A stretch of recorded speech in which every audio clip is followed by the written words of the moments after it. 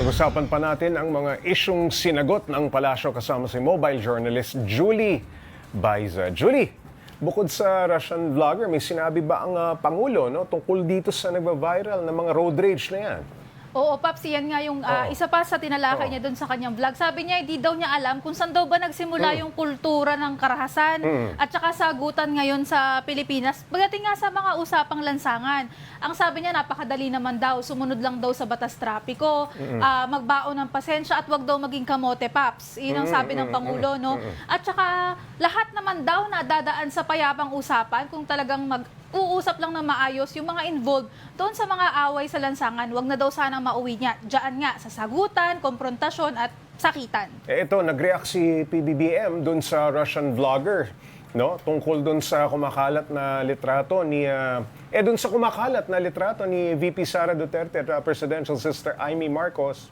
Meron ba siyang nasabi? Nako, sa ngayon, Paps, tiko muna ang bibig. Even si Undersecretary Claire Castro, ang sabi nga niya kanina, hahayaan na lang niya na yung alyansa ang sumagot.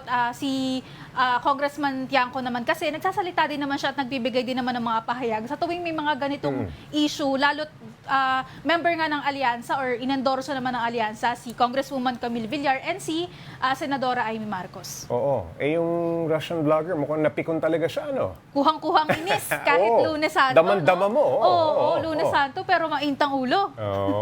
Okay. Ngayong Semana Santa, may direktiba rin ba ang Pangulo sa mga magbabiyahe?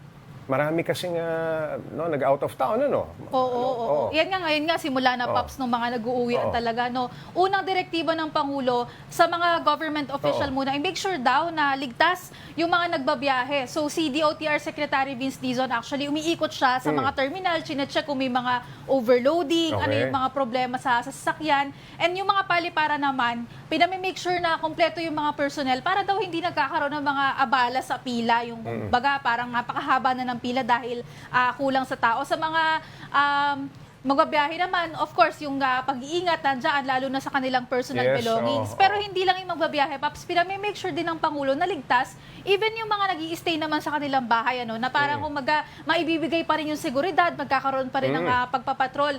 Ang PNP naman, Paps, actually sa mga ganyan, sinasabi nga nila na merong naiiwan para mag-ikot para doon sa mga residente na hindi nga umaalis ng kanilang tahanan. Ayun, maraming salamat, Mobile Journal Julie Baiza.